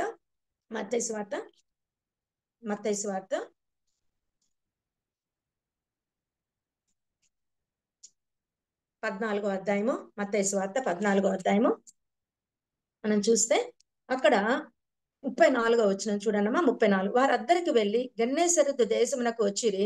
అక్కడ జనులు ఆయనను గుర్తుపట్టి చుట్టుపట్ల ఉన్న ప్రదేశం అంతటికి వర్తమానం పంపి రోగులందరినీ ఆయన యుద్ధకు తెప్పించి వీరిని నీ వస్త్రపు చెంగు మాత్రము ముట్టనిమ్మని ఆయనను వేడుకొనిరి. ముట్టిన వారందరూ స్వస్థత నొందిరి. ఇక్కడ ఒక విషయం చూస్తా ఉన్నాం చూడండి. మత్తయి సువార్త 14వ అధ్యాయం 34వ వచనం. వారద్దరికి వెళ్ళి వాళ్ళు ఈ దరి నుండి ఆ దరికి వెళ్ళి గెన్నేసరతు దేశమునకు వచ్చిరి. అక్కడి జనులు ఆయనను గుర్తుపట్టి యేసయ్యను గుర్తుపట్టారు. యేసయ్యను గుర్తుపట్టి చుట్టుపట్ల ఉన్న ఆ ప్రదేశం అంతటికి వర్తమానం పంపి గుర్తుపట్టి ఏం చేశారంట, చుట్టుపట్ల ఉన్న ప్రాంతం అంతటికి వర్తమానం పంపి రోగులందరినీ ఆయన యొద్దకు తెప్పించి వీరిని నీ వస్త్రపు చెంగు మాత్రము ముట్టనిమ్మని ఆయనను వేడుకొనిరి. ముట్టిన వారందరూ స్వస్థత నొందిరి. చూడండి, what a powerful God we have కదా. What a great healer is our God కదా. ఏ కులమైనా, ఏ మతమైనా, ఏ జాతైనా, ఏ వర్గమైనా, ఎటువంటి ప్రతికూల పరిస్థితులు ఉన్నప్పటికీ, పరిస్థితులు ఎలాగున్నప్పటికీ కూడా ప్రభువును ముట్టిన వారందరూ కూడా ఏమయ్యారంటమా ముట్టిన వారందరూ స్వస్థత పొందారంట కదా. ఎక్కువ శాతము ఇక్కడ గెన్నెసరెత్ ప్రదేశంలో ప్రభు వచ్చినప్పుడు వారు ప్రభువును గుర్తుపట్టారంట కదా. ప్రభువును అక్కడి జనులు ఆయనను గుర్తుపట్టి కదా, దే రికగ్నైజ్డ్ జీసస్. కాబట్టి మరి look, he is the saviour of this world. చూడండి, ఈయన లోక రక్షకుడు కదా. Look, he is the healer, God is our healer అని వారికి చెప్తున్నారు. ఈయన ముట్టుకుంటే స్వస్థత పొందుకుంటారు అని చెప్తున్నారు. లుక్, హీఈస్ ద డెలివరర్, ఆయన ఈ అనారోగ్య పరిస్థితులను విడిపించేవాడు దేవుడు అని. ఆయనే విమోచకుడు, ఆయన విమోచన కలిగించేవాడు, ఆయన హీలర్, ఆయన స్వస్థపరిచేవాడు అని, లోక రక్షకుడు అని, ఆయన చేసే దేవుడని అని దేవుని రాజ్య సువార్తను స్పష్టంగా ఇక్కడ ప్రకటిస్తూ ఉన్నారు. చూడండి, అక్కడ అందరినీ పిలుస్తా ఉన్నారు. ఎవరు పిలుస్తున్నారు? అక్కడ జనులు ఆయనను గుర్తుపట్టి చుట్టుపక్కల ఉన్న ప్రదేశం అంతటికి వర్తమానం పంపారు. వాళ్ళే మేలు పొందుకున్నారా? లేకపోతే అందరికీ చూడండి, అందరికీ కబురు పంపారు, ఇన్ఫర్మేషన్ ఇచ్చారు, ఇన్ఫార్మ్ చేశారు. ఏసయ్య వచ్చాడు ఆ ప్రదేశానికి, ఈ ప్రదేశానికి ఏసయ్య వచ్చాడు, రండి మీరు ఇక్కడ ఒక అద్భుతం. అండ్ మీరు ఎవరెవరైతే రోగులుగా ఉన్నారో, ఎవరెవరైతే బాధల్లో ఉన్నారో, ఎవరెవరైతే మరి బాధపడుతున్నారో, అనారోగ్య పరిస్థితిలో ఉన్నారో, రండి అని పిలిచి ఏం చేస్తా ఉన్నారు? మరి ఆ రోగులందరినీ ఆయన యుద్ధకు తెప్పించి వీరిని నీ వస్త్రపు చెంగు మాత్రము ముట్టనిమ్మని ఆయనను వేడుకొనిరి. ఎంత గొప్ప మంచి మనసు చూడండి వాళ్ళది కదా. నాకు ఈ చదువుతున్నప్పుడైతే చాలా ఆశ్చర్యమైంది కదా. ఎందుకు వీళ్ళు ఎంత తాపత్రయపడతా ఉన్నారు? ఒక వస్త్రపు చెంగు మాత్రము ముట్టని మన అవకాశం దొరకదేమో మరలా కదా అని తొందర పెడతా ఉన్నారు. మరలా యేసయ్య ఈ ప్రాంతానికి రారేమో అనే అవకాశాన్ని సద్వినియోగం చేసుకుంటా ఉన్నారు. విశ్వాసంతో వస్త్రపు చెంగు ముట్టుకున్నారు. ముట్టుకోండి అని అక్కడ వారందరినీ మరి వాళ్ళు ఎంకరేజ్ చేస్తా ఉన్నారు, ప్రోత్సాహపరుస్తా ఉన్నారు, మిగతా వారిని బలవంతం చేస్తా ఉన్నారు. రోగులందరూ వచ్చి ముట్టుకోగానే వారందరూ స్వస్థత పొందుకున్నారు. ఎంత అద్భుతం చూడండి. నా మటుకు నేను చాలా సార్లు ఒక రక్తస్రావం గల స్త్రీ, మార్కు సువార్త 5:25 నుండి 34 వరకు చదువుకుంటే, రక్తస్రావం గల స్త్రీ మరి ఆమె కొన్ని సంవత్సరాల నుంచి ఆమె రక్తస్రావంతో బాధపడుతున్న స్త్రీ మాత్రమే వస్త్రపు చెంగు ముట్టుకుందేమో. ఆమె వస్త్రపు చెంగు ముట్టుకుంటే, నేను ఎప్పుడు మన ప్రార్థనలో కూడా, ప్రవ్వా ఎవరైనా అనారోగ్యంతో ఉన్నప్పుడు, ప్రవ్వా నీ వస్త్రపు చెంగు ముట్టుకున్న రక్తస్రావం గల స్త్రీని స్వస్థపరిచావు కదా, అదే దేవుడు మా మధ్యలో ఉన్నావు కదా, నీ వస్త్రపు చెంగు ముట్టుకుంటే బాగైంది కదా, మమ్మల్ని బాగు చేయమని ఇట్లా మన ప్రార్థనలు అనేక సార్లు చేస్తాం. కానీ ఇక్కడ మత్తయి సువార్త 14:34 చూస్తే, ఇక్కడ ఆ రక్తస్రావం గల స్త్రీనే కాదు, అక్కడ ఎంతమంది స్వస్థత పొందుకున్నారో చూడండి. ముట్టిన వారందరూ, నాట్ ఓన్లీ దిస్ లేడీ కదా, ఇక్కడ ఈ రక్తస్రావం గల స్త్రీ మాత్రమే కాదమ్మా, ఇక్కడ అందరు ముట్టిన వారందరూ, అక్కడ గెన్నెసరెతు వచ్చినటువంటి వారందరూ, ఆ ప్రాంతానికి వారందరూ కూడా ముట్టిన వారందరూ కూడా, వస్త్రపు చెంగు ముట్టిన వారందరూ కూడా బాగైపోయారు కదా. ఆ వస్త్రపు చెంగులో ఏముంది అసలు కదా? మనం ఆలోచిస్తే ఆ మహత్యం ఏంటి? ఏముంది ఆ వస్త్రపు చెంగులో? ఆ చెంగు కార్నర్ లో కదా మనం చూస్తే, యేసయ్య వస్త్రపు చెంగు ముట్టుకున్న వస్త్రపు బాగైనారు. ఏముంది ఆ వస్త్రపు చెంగులో? ఆ మహత్యం ఏంటి అని మనం ఆలోచిస్తే, యూదులు వేసుకునేటువంటి ఆ వస్త్రాలలో 4 కార్నర్స్ లో మరి ఆ నీలి రంగు బ్లూ దారంతో ఒక థ్రెడ్ వేలాడదీస్తారంట. ఒక థ్రెడ్ అనేటువంటిది వేలాడదీస్తారంట. వేలాడదీసినప్పుడు ఓల్డ్ టెస్టిమెంట్ లో, పాత నిబంధనలో దేవుడే ఈ వస్త్రాన్ని డిజైన్ చేసి ఇచ్చాడు. మనకు పాత నిబంధన చూస్తే మనకు అర్థమవుతుంది కదా. కాబట్టి ఈ వస్త్రాన్ని చాలా మంది ఇక్కడ శాస్త్రులు, పరిసయ్యులు, సద్దూకయ్యులు వారు కూడా, సమాజంలో ఉన్న వారందరూ కూడా మరి ఏం చేస్తారంటే, ఈ వస్త్రాలను మరి వీళ్ళు మేము ఒక డ్రెస్ కోడ్ ని వాళ్ళు ఫాలో అయ్యేవాళ్ళు. ఏంటంటే, మేము చాలా గొప్ప వాళ్ళము, స్పెషల్, మేము చాలా స్పెషల్, అందరిలాగా వాళ్ళం కాదని శాస్త్రులు, పరిసయ్యులు వీళ్ళు ఏం చేసేవాళ్ళంటే, వాళ్ళు ఆ యొక్క చాలా పొడవుగా పెద్దవిగా ఆ యొక్క నీలి దారాలు, బ్లూ దారాల్ని పొడవుగా పెట్టుకునేటువంటి వాళ్ళంట. అంటే అందరిలాగా కాదు, మేము వీఆర్ సంథింగ్ స్పెషల్, మమ్మల్ని అందరూ గౌరవించాలి అనేటువంటి ఆలోచనతోటి శాస్త్రులు, పరిసయ్యులు, సద్దూకయ్యులు అనుకునే వాళ్ళంట.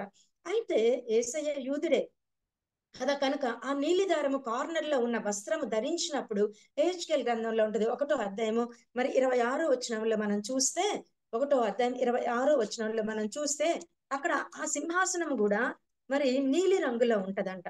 ఆ సింహాసనం కూడా అది సింహాసనము ఏ రంగులో ఉంటదంట?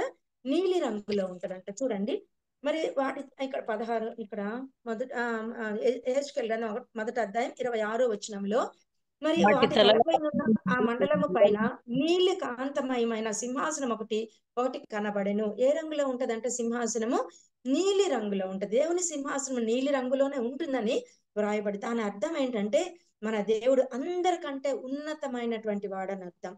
అత్యున్నత సింహాసనము. మరి యెషయా ప్రవక్త కూడా చూశాడు అత్యున్నత సింహాసనం మీద. ఆ సింహాసనం ఏ రంగులో ఉందంట? నీలి రంగులో ఉంటదంట. కాబట్టి అత్యున్నతమైన వాడని అర్థం. అసలు అందరికంటే ఈ సంథింగ్ స్పెషల్, అంటే అత్యున్నతము, ఇంకా ఎవరితో సమానం కాదు ఆయన. అత్యున్నతమైనటువంటి వాడు, ఉన్నతమైనటువంటి వాడు. బాగైన వారందరూ ఇచ్చిన సాక్ష్యం ఏంటంటే, ప్రవ్వా నిన్ను మించిన వారు ఎవరూ లేరని ఒప్పుకున్నారంట. నిన్ను మించిన వారు ఎవరు లేరయ్యా, కన్ఫెస్ చేసుకున్నారు. వాళ్ళు అడ్మిట్ చేసుకున్నారు, సబ్మిట్ చేసుకున్నారు. వాళ్ళు దేవునికి సాక్షులుగా ఉన్నారు. వాళ్ళు అందరూ హృదయంలో విశ్వసించి వస్త్రపు చెంగును ముట్టుకున్నారు. నమ్మికతో ప్రభు వస్త్రపు చెంగును ముట్టుకున్నప్పుడు మరి వారి జీవితాల్లో ఒక అద్భుతం అనేటువంటిది జరిగింది. మనం దేవుని గూర్చి మన జీవితాల్లో అనేక అద్భుతాలు మనం అంటే మేలు పొందుకున్నటువంటి వాళ్ళమే మనము. నా మటుకైతే నేను చాలా మేలు పొందుకున్నాను అన్నారు. ఇందాక అక్క ఇంట్రడ్యూస్ చేసేటప్పుడు చెప్పారు, ఒకప్పుడు నేను క్యాన్సర్ తో బాధపడినాను, బ్రెస్ట్ క్యాన్సర్ తోటి. కానీ ఫస్ట్ నేను ప్రశ్నించాను, ప్రవ్వా ఎందుకు నాకు ఇంత పెద్ద సమస్య ఇచ్చావని ప్రభువును నేను ప్రశ్నించినప్పుడు, మరలా నేను ప్రశ్నించేదాన్ని కాదు. నా పెద్ద వదిన వరంగల్లో ఉంటారు, ఒలివియా బెంజమిన్ గారు, అక్క కూడా తెలుసు. నేను ఇట్లాగా అక్క నాకెందుకు అని దేవుణ్ణి నేను ప్రశ్నించానంటే అక్క చెప్పారు, రిటర్న్ అసలు ప్రశ్నించకూడదు దేవుణ్ణి. దేవుడు ఇచ్చాడు నీకు, నువ్వు హ్యాపీగా యాక్సెప్ట్ చేయదాన్ని. శ్రమ ఇచ్చేవాడు పెట్టేవాడు ఆయనే, దాని నుండి విడిపించేవాడు కూడా ఆయనే అన్నప్పుడు నేను తర్వాత ప్రభు దగ్గర క్షమాపణ కోరుకున్నాను. ప్రభా నన్ను క్షమించు, నేను ప్రశ్నించే హక్కు నాకు లేదయ్యా. నువ్వు నాకు పెట్టావు, శ్రమ పెట్టావు, దాని నుండి బయటికి తీసుకుని వచ్చేవాడు నువ్వే. కాబట్టి నేను హ్యాపీగా యాక్సెప్ట్ చేస్తున్నాను. అప్పుడు నా ప్రభు దేవుడు నాతో ఒక వాక్యం ద్వారా నాతో మాట్లాడాడు స్పష్టంగా. 1 పేతురు పత్రిక 5వ అధ్యాయం 10వ వచనంలో, కొంతకాలం శ్రమ నిన్ను పరిపూర్ణురాలుగా చేసి బలపరిచి స్థిరపరచుదని అన్నటువంటి వాక్యం ద్వారా నేను ఎంతో బలపరచబడ్డాను. ఆ వాక్యాన్ని ఎత్తిపట్టి ప్రతిరోజు నా ప్రార్థనలో నేను జ్ఞాపకం చేసుకుంటాను. కాబట్టి మనం మేలు పొందుకున్నాం. మన ఈ స్థితిలో ఉన్నాము మనం అంటే మన గొప్పతనం ఏమీ కాదు. సజీవంగా ఉన్నామంటే, మన ఆయుష్ ఆరోగ్యం దేవుడు పొడిగిస్తున్నాడంటే మన గొప్పతనం ఏమీ కాదు కదమ్మా. కాబట్టి ఇక్కడ మనం మేలు పొందుకొని మర్చిపోయే వారంగా ఉంటున్నామా, లేకపోతే మనం జ్ఞాపకం చేసుకుంటున్నామా? పరమగీతాల్లో మరి ఆ యొక్క శూలమ్మతి అంటది, వేరు ప్రియుని కన్నా నీ ప్రియుని విశేషం ఏమి అన్నప్పుడు, నా ప్రియుడు ధవలవర్ణుడు రక్తవర్ణుడు, మరి 10,000 మందిలలో గుర్తింపదగినటువంటి దేవుడు, మరి తల మొదలుకొని పాదాల వరకు నా ప్రియుని విశేషం గొప్పది అని గొప్పగా వర్ణించింది. చదువుకోవటానికి మనకు సమయం లేదు కానీ మనకి తెలుసు కదా. కాబట్టి దేవునికి do you have recognition about your God? Do we have recognition about our God? కదా, దేవుని గురించిన అవగాహన నీలో నాలో ఉందా? కాబట్టి కష్టం వచ్చినప్పుడు, శ్రమ వచ్చినప్పుడు, ఇబ్బంది వచ్చినప్పుడు, ప్రతికూల వాతావరణం వచ్చినప్పుడు, అపవాది శోధించినప్పుడు మనం దేవుణ్ణి మర్చిపోయే స్థితిలో ఉన్నామా? మర్చిపోయే వారంగా ఉన్నామా? మన దేవుడు మనల్ని ఎప్పుడు మర్చిపోయేవాడు కాదు కదమ్మా. నిన్ను అన్నాడు విడువను ఎడబాయనని చెప్పినటువంటి దేవుడు మనల్ని ఎప్పుడు కూడా మర్చిపోయే దేవుడు కాదు కదా. మన కోసం ప్రాణం పెట్టినటువంటి దేవుడు, నీ కొరకు నా కొరకు ప్రాణం పెట్టినటువంటి దేవుడు మర్చిపోయే దేవుడు కాదు. విలువైన రక్తం ఇచ్చి, స్వరక్తం ఇచ్చి మనల్ని కొనుక్కున్నటువంటి దేవుడు మనల్ని మర్చిపోయే దేవుడు కాదు. నా కోసం నీ కోసం మరణించి మరి తిరిగి లేచినట్టు, సమాధిని గెలిచి తిరిగి లేచినటువంటి దేవుడు మరి మనల్ని మర్చిపోయే దేవుడు కాదు. మనల్ని విడిచిపెట్టే దేవుడు అంతకంటే కాదు కదా. నా కోసం నీ కోసం స్థలం సిద్ధపరిచి మరి స్థలం సిద్ధపరచడానికి ఆరోహణమై తండ్రి కుడిపార్చున కూర్చున్నటువంటి ఆ దేవాది దేవుడు నన్ను ఎప్పటికీ కూడా మర్చిపోయే దేవుడు కాదు. అలాంటి డౌట్స్ మనం ఎప్పుడు కూడా మనం మరి ఉండటానికి వీలు లేదు. నిన్ను అన్నడు విడవను అని ఎడబాయనని చెప్పినటువంటి ఆ దైవాది దేవుడు మనం అడిగిన వాటిని అన్నిటిని కూడా కొంచెం ఆలస్యమైనా పొందుకుంటామనేటువంటి నిరీక్షణతోటి మనము వేచి ఉండాలి కదా. వెయిట్ అంటాడు, ఎస్ అంటాడు, నో అంటాడు, నాట్ నవ్ అంటాడు. 4 ఆప్షన్స్ దేవుని దగ్గర ఉంటాయి కదా. మరలా మనం ఏమన్నా యూటర్న్ తీసుకుంటున్నామేమో కదా. ఇప్పుడు మరి మోషే సినాయి పర్వతం మీద 40 దినాలు రాత్రి పగళ్ళు మరి దేవునితోటి మరి ఆ యొక్క పదాజ్ఞలు అంటే సీనాయి పర్వతం మీద చేవ్రాలతో రాసి మోషేకి ఇస్తున్నప్పుడు 40 దినాలు పగలు రాత్రులు మరి అక్కడ పర్సనల్ కాన్ఫరెన్స్ జరుగుతా ఉంది దేవునికి మోషేకి మధ్యలో కదా, భక్తుడ ప్రవక్త మధ్యలో ఉన్నప్పుడు మరి వెంటనే కొంచెం ఆలస్యం అయిందని చెప్పేసి ఇశ్రాయేల్ ఏం చేశారమ్మా, ఒక ప్రతిమను చేసుకున్నారు. ఏం ప్రతిమది? దూడను చేసుకొని పూజిస్తా ఉన్నారు కదా. అంటే ఇది చదువుతున్నప్పుడు ఆ ప్రతిమ ఎంత దౌర్భాగ్యమైన పరిస్థితి. ఎన్ని అద్భుతాలు చూశారు ఇశ్రాయేల్ ప్రజలు. దేవుడు చేసినటువంటి అద్భుతాలు చూడలేదా? ఐగుప్తు బానిసత్వం నుంచి విడిపించినప్పటి నుండి మరి ఆ ప్రయాణం, అరణ్య ప్రయాణంలో ఎన్ని అద్భుతాలు చూశారు కదా ప్రజలు. ఎందుకు మరలా తిరుగుబాటు చేస్తా ఉన్నారు? ఎందుకు మరలా వెనక్కి వెళ్ళిపోతా ఉన్నారు? మరి అక్కడ మరి సీనాయి పర్వతం అంతా కంపించిపోతా ఉంది. అది నిర్గమాకాండం 32వ అధ్యాయం 1 నుండి 5 వచనాలు, 7 నుండి 14 వచనాల్లో మరి క్రింద జరిగేటువంటి పరిస్థితి మనం చదువుతాం. అక్కడ ఎంత భయంకరమైన పరిస్థితి, ఇశ్రాయేల్ ప్రజలు దిగజారిపోయినటువంటి పరిస్థితి. అబిస్ బుల్ అంటాం కదా, బంగారు దూడ చేసుకున్నారు. ఐగుప్తులు ఆరాధించే వాళ్ళు అన్ని జంతువులను, చేపలను, నైలు నదిని కదా విగ్రహారాధన చేసే వాళ్ళు ప్రతి దానిని వాళ్ళు విగ్రహారాధన చేసుకొని వాళ్ళు పూజించే వాళ్ళు, ఆరాధించే వాళ్ళు. ఐగుప్తులను చూసి ఇశ్రాయేల్ ప్రజలు ఇక్కడ ఆచరిస్తా ఉన్నారు. చూడండి, ఇశ్రాయేల్ ప్రజలు ఇక్కడ అదే కాపీ చేస్తా ఉన్నారు. చూస్తున్నారు. మనం కూడా మొదట చూస్తామమ్మా, తర్వాత చేస్తాం కదా, చూస్తాము చేస్తాము కదా. సీరియల్స్ చూస్తారు చాలా మంది కదా, అత్త కోడల సీరియల్స్ చూస్తా ఉంటారు కదా. అవే జీవితంలో ఫ్యామిలీలో ఇంప్లిమెంట్ చేస్తా ఉంటారు. మరి యూత్ పాడైపోతానికి కారణం ఏంటో తెలుసా? ఎక్కడో చూస్తారు, వాళ్ళ లైఫ్ లో ఇంప్లిమెంట్ చేసుకుంటా ఉంటారు. ఈ మధ్య నేను ఒక వాట్సాప్ వీడియో చూశాను. ఒకే అమ్మాయిని ఇద్దరు యవనస్తులు ప్రేమిస్తా ఉన్నారంట, లవ్ చేస్తా ఉన్నారు. మరి ఒకడంటే ఇంకా ఇద్దరు అసూయ పెంచుకున్నారు. ఇద్దరు ఆ యొక్క యూత్ ఇద్దరు ఆ అమ్మాయినే కావాలనుకున్నప్పుడు ఒక ప్లాన్ ప్రకారం ఒక యవనస్తుడు ఒక అబ్బాయి ఇంకొక అబ్బాయిని ఏ విధంగా అయినా చంపాలని చెప్పేసి ప్లాన్ చేసి పలానా చోటకి రమ్మని చెప్పేసి వచ్చినప్పుడు ఆ వ్యక్తిని ముక్కలు చేసేసాడంట. చేసి మరి ఆ యొక్క ముక్కలు చేస్తున్నది కూడా వీడియో తీస్తా ఉన్నాడంట. ఎందుకంటే ఆ వీడియో చూడు, ఇతను ఎట్లా చంపేస్తున్నానో చూడు అని ఆ వ్యక్తిని ఆ అమ్మాయికి చూపిస్తా ఉన్నాడంట వీడియో తీసి. తర్వాత అంత అయిపోయినాక ఇంకా కోపం చల్లలేదు. మరలా ఇంకా ఏం చేశాడంట, 2-3 రోజులు అయిన తర్వాత మరలా అది తవ్వి, ఆ శవాన్ని తవ్వి పోస్ట్ మార్టం చేస్తా ఉన్నాడంట. మరి పోస్ట్ మార్టం చేసి మరలా అమ్మాయికి చూపిస్తా ఉన్నాడంట వీడియో. ఎక్కడ నేర్చుకున్నావని పోలీసులకు దొరికిపోయాడు అనుకోండి. ఎక్కడ నేర్చుకున్నావు అంటే యూట్యూబ్ లో చూసి పోస్ట్ మార్టం ఎట్లా చేయాలి నేర్చుకున్నాడంట ఆ యవనస్తుడు. ఏం చూస్తున్నారమ్మా యవనస్తులు? తల్లిదండ్రులుగా మనం బిడ్డలను గమనిస్తున్నామా? మన బిడ్డలు ఏం చూస్తున్నారు యూట్యూబ్ లో? మాట్లాడితే మేము లెసన్స్ చూసుకుంటున్నాం, లేకపోతే మాకు అవసరమైనటువంటి గూగుల్లో సర్చ్ చేస్తున్నాము అని మనకి అబద్ధాలు చెప్పేటువంటి పిల్లలు లేరా? యవనస్తులు లేరా? మనం చాలా జాగ్రత్తగా ఉంటాం. ఇలాంటి తర్వాత ఇవన్నీ వచ్చిన తర్వాత ఎక్కడ లేనటువంటి ఆలోచనలు, పాపపు క్రియలు, పాపపు ఆలోచనలు ఇవన్నీ కూడా చూసి అవేం చేస్తున్నారంటే నేర్చుకొని వాళ్ళ జీవితంలో ఇంప్లిమెంట్ చేస్తా ఉన్నారు. చూడండి, కొంచెం ఆలస్యం అయ్యేటప్పటికి ఏం చేస్తా ఉన్నారు? బంగారు దూడను చేసుకొని పూజిస్తా ఉన్నారు. ఎంత భయంకరమైన పరిస్థితి, దౌర్భాగ్యమైన పరిస్థితి.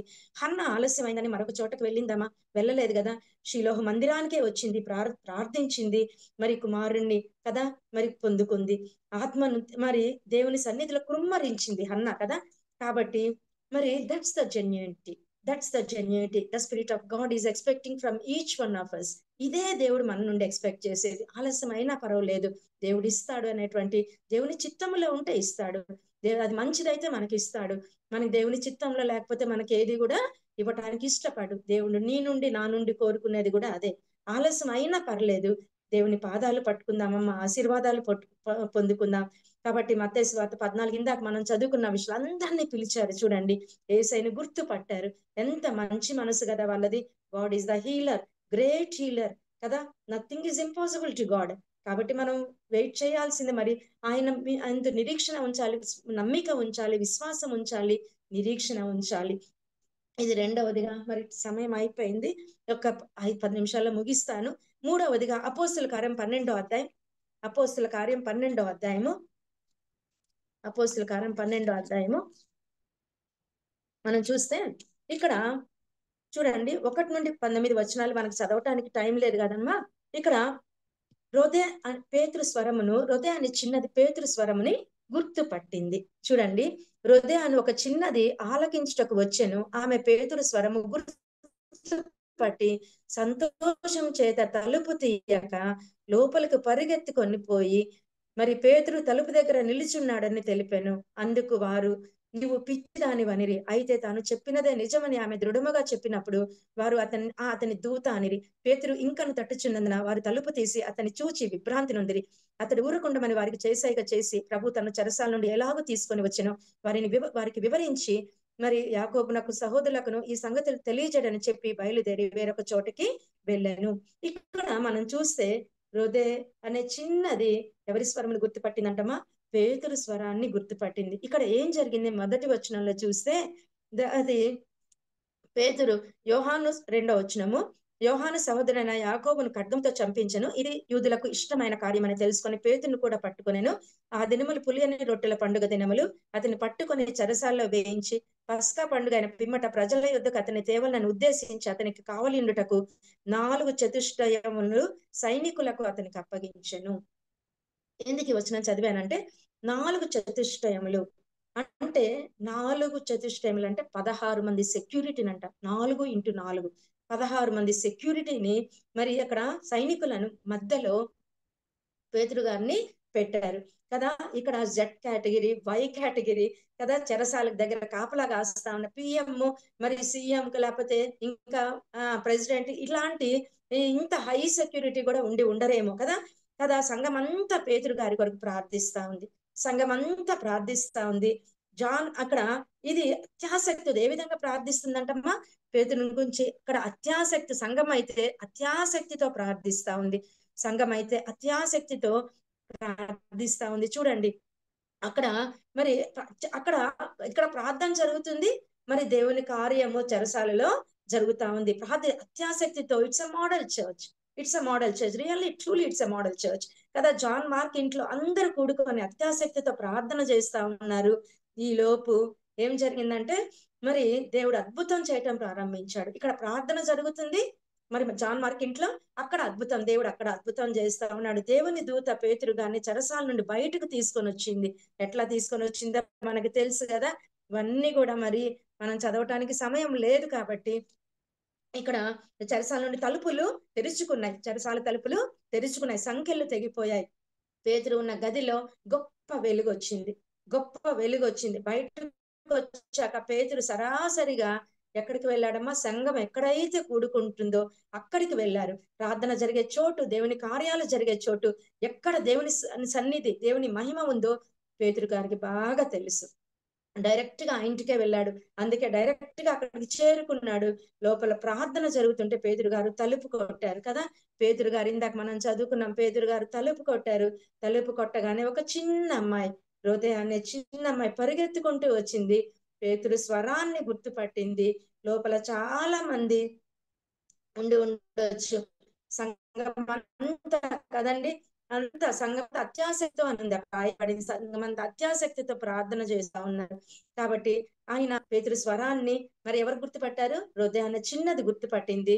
మరి గుర్తుపట్టి ఏం చేసింది? అత్యాసక్తితో వాళ్ళు ప్రార్థన చేస్తున్నప్పుడు తలుపు తీయకుండా అమ్మాయి లోనికి అందరికీ చెప్తుంది పేతురు గారు వచ్చారని.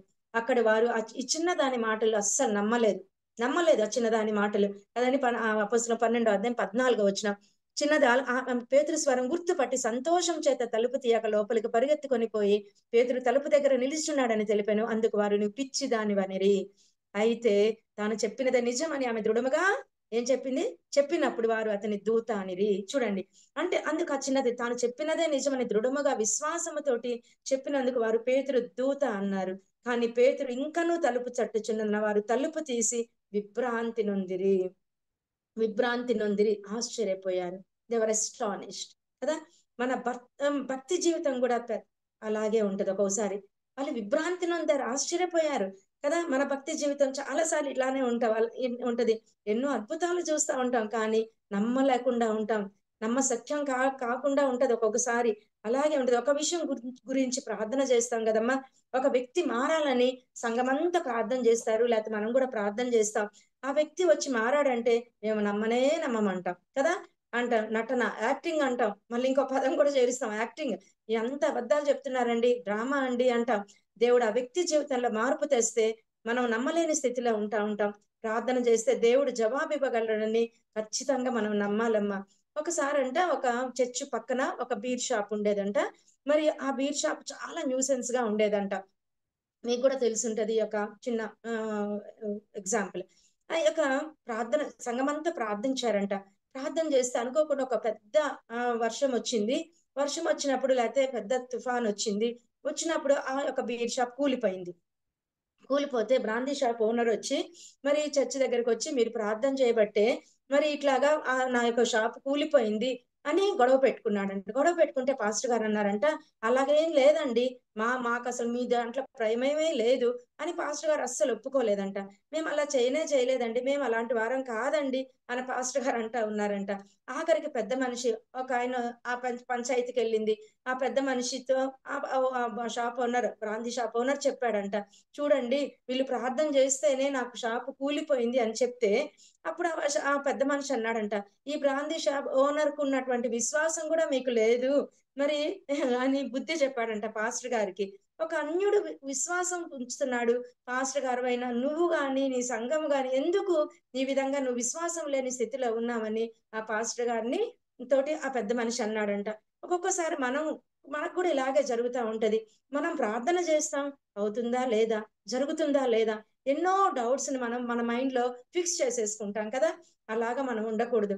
శతాధిపతి తన దాసుని విషయం యేసే దగ్గరికి వచ్చినప్పుడు మరి ఏమంటాడు, నువ్వు నా ఇంటికి రావటానికి పాత్రుడను కానయ్యా, మాట మాత్రం సెలవిమ్ము, నా దాసుడు స్వస్థత పొందుతాడు అంటాడు. ఒక మాట, ఎంత గొప్ప మాట. అలాగే ఒక విధవరాలు తన కూతురు దయ్యం పట్టిందని యేసే దగ్గరికి వచ్చినప్పుడు అదంతా చదవటానికి మనకు టైం లేదు కానీ మరి ఏముంది, నువ్వు కోరినట్టే నీకు అగునుగాక. ఆమె యొక్క విశ్వాసాన్ని బట్టి దేవుడు యేసయ్య చెప్పినటువంటి మాట, నీవు కోరినట్టే నీకు అవునుగాక. ఆ విశ్వాసం ఎంత విశ్వాసమా ఆ యొక్క విధవరాలకి. చూడండి, మనకుందా మా విశ్వాసము? ఇంకా విశ్వాసులుగానే ఉండిపోతున్నామా మనము కదా. మనం ఎన్నిసార్లు విశ్వాసంలో పడిపోతా ఉంటాం, మనం వెనక్కి జారిపోతా ఉంటాం కదా. మరి సృష్టి అంతా లోబడతా ఉంది దేవుని మాటకు.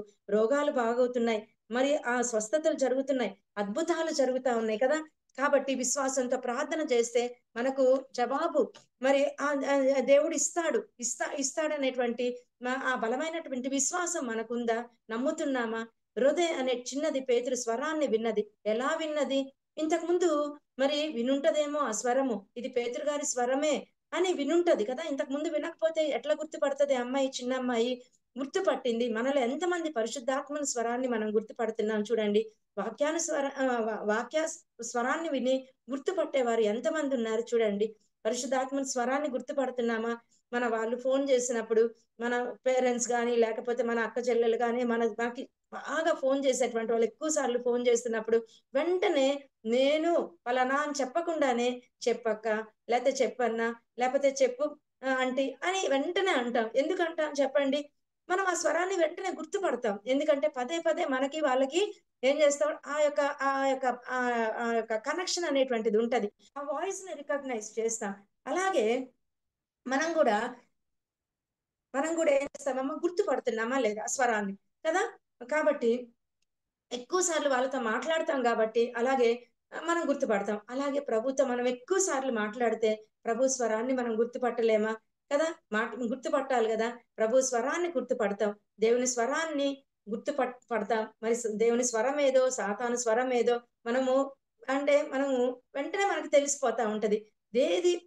ఎవరు ప్రేరేపిస్తున్నారు? దేవుని స్వరం ప్రేరేపిస్తుందా, లేకపోతే ఈ యొక్క సాతాను మనల్ని ప్రేరేపిస్తున్నాడు అనేటువంటిది కదా. ఆలకిస్తున్నామా దేవుని స్వరాన్ని? గుర్తుపడుతున్నామా? మనం కనిపెడతా ఉన్నామా? పేతురు స్వరాన్ని చాలా సార్లు విన్నది కాబట్టి మరి ఆ పేతురు స్వరాన్ని గుర్తుపట్టింది. ఏహెచ్కేల్ అంటున్నాడు కదా, భక్తుడు అంటున్నాడు 14వ అధ్యాయం 10వ వచనంలో, నేను ఏమంటున్నాడు 20వ అధ్యాయం 10వ అధ్యాయం 20వ వచనంలో కదా మనం చదువుకున్నది, నేను ఆ కెబారు నది దగ్గర ఇశ్రాయేలు దేవుని క్రింద నాకు కనబడిన జీవి అవి కెరూబులని నేను గుర్తుపట్టితిని అంటున్నాడు భక్తుడు. ఈ రోజు మనం చెప్దాం, ప్రభు స్వరాన్ని నేను గుర్తుపడతాను కదా. అని కన్నులు తెరవబడినప్పుడు ఎప్పుడు గుర్తుపడతాం మనం? మూయబడినప్పుడు ఆ ఇద్దరు వ్యక్తులు గుర్తుపట్టలేదు. ఇద్దరు వ్యక్తులు క్లయోప గుర్తుపట్టలేదు, ఇంకొక వ్యక్తి గుర్తుపట్టలేదు.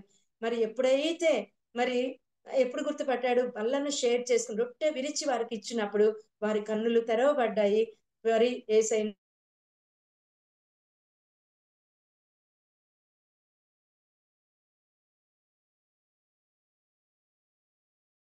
ముట్టుకున్న వారందరూ కూడా స్వస్థత పొందారు. హృదయాన్ని చిన్నది పేతురు తలుపు కొడుతున్నప్పుడు పేతురు స్వరాన్ని గుర్తుపట్టి ఏం చేసింది? మరి లోపలికి వచ్చి చెప్పింది, పేతురు గారు వచ్చారు అని సంతోషంగా చెప్పింది కదమ్మా. అట్లానే మన హృదయాలు మరి దేవుడు మండిస్తాడు, మనం గుర్తుపడితే. మండే వారిగా మనందరం ఉండాలని ప్రభు పేరట మనవి చేస్తూ దేవుడి శ్రేష్టమైన సమయాన్ని ఇచ్చినందుకు మరి దేవాది దేవునికి మొట్టమొదటిగా నిండు కృతజ్ఞతాస్తుతులు చెల్లిస్తూ సమయం ఇచ్చినటువంటి పెద్దలు కెజియక్క గారికి ప్రత్యేకమైనటువంటి వందనాలు తెలియజేస్తూ మరి ఇంతసేపు ఓపికగా వాక్యము విని మరి విన్న వారందరికీ కూడా మరి ప్రభు నామంలో వందనాలు తెలియజేస్తా ఉన్నానమ్మా. దేవుడి వాక్యాన్ని దీవించును గాక. సమయాన్ని